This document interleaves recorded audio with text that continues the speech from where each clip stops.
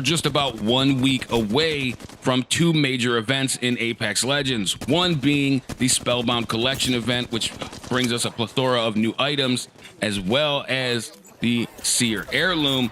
But it also seems to be bringing some massive changes to the game overall, and potentially lets us know that there is very, very large sweeping changes coming in Season 16, as we've been alluding to.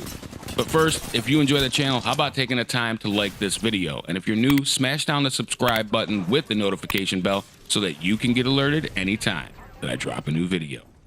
But let's get into this one. First and foremost, the returning Control LTM has some major changes. You can pause the video if you want to take a look at the overall gist of what's happening. But the biggest change is that they're allowing people to join in-progress matches even further into the game until 625 points has been awarded, which, if I'm not mistaken, has been one of the major issues with the game overall, having players leave and just kind of ruining the match. But on top of that, we've got some really interesting stuff regarding custom matches being released as well. As Respawn has said, tournament matches and private matches will be available to the entirety of the public, which means content creators like myself will be able to create unique game modes and have tournaments for their viewers, as well as you guys being allowed to just go and have some normal stuff with your teammates and getting kind of more maybe used to a new map or coming up with new ideas or just basically exploring, which means a huge change for competitive play as well, which means scrims can happen whenever, however they want. They don't need Respawn to give them keys to do so. But of course, what would a collection event be without a ton of new cosmetics? Well, it wouldn't be a collection event, and we've got some awesome cosmetics coming up here as well with a really unique theme in this Spellbound collection event. And I kind of like where they went with the Seer look, giving him like kind of a Wicked Witch thing, and the Wraith skin definitely fire. And of course, Seer's Heirloom is definitely an awesome heirloom. This is one badass heirloom. The dual wield is one thing, but now the animations that are fully shown off that we haven't seen before make it a one-off excellent choice for an heirloom. Absolutely amazing.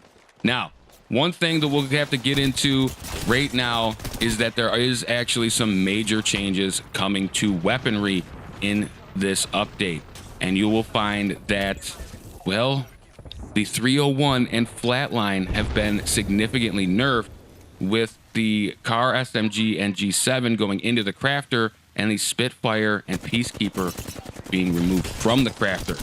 So look for the Flatline, R301, and G7 to have been nerfed significantly, with the Prowler being buffed fairly decently.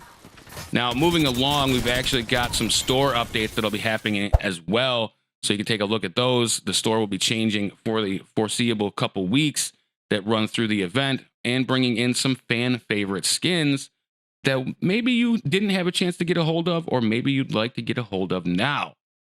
But of course, what would a collection event or any other event really be without some type of award tracker? And in this one, we actually are going to be able to get a hold of an Apex pack, a new charm, 2 weapon skins, and a lifeline skin that look to make you have a little bit thicker of an inventory in Apex Legends.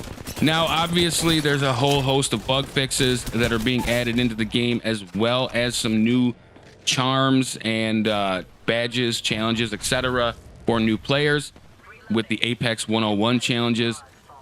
And I think that's some really unique stuff that will help the game, especially now that we're 4 years into a game life cycle. It's definitely time that you add in a little bit more to help the new players gather what's happening and really understand the game as a whole. But I'd love to hear what you guys have to say about this one. Looking at the changes coming in the mid-season split update here, do you think we're actually going to have a very large, huge meta change in Season 16 of Apex Legends? I mean, objectively speaking, it looks to me like they are getting ready to push in that Nemesis for sure, and they want to seat that Nemesis burst rifle right strongly at the top of the AR game, along with bringing the Hemlock up to being one of the strongest weapons that we currently have access to. Drop that comment down below and let me know what your opinion is on the matter.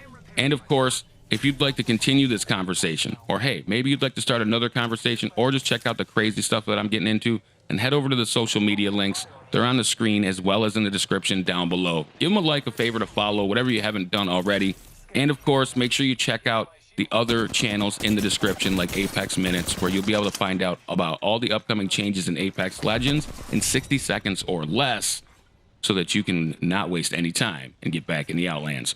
Here's another video that you should check out if you haven't already. Thanks for watching. Thanks for liking. Thanks for subscribing. And don't forget, you won't be able to get a hold of any of the upcoming collection event items if you don't stay safe, stay healthy. And as always, have a good one.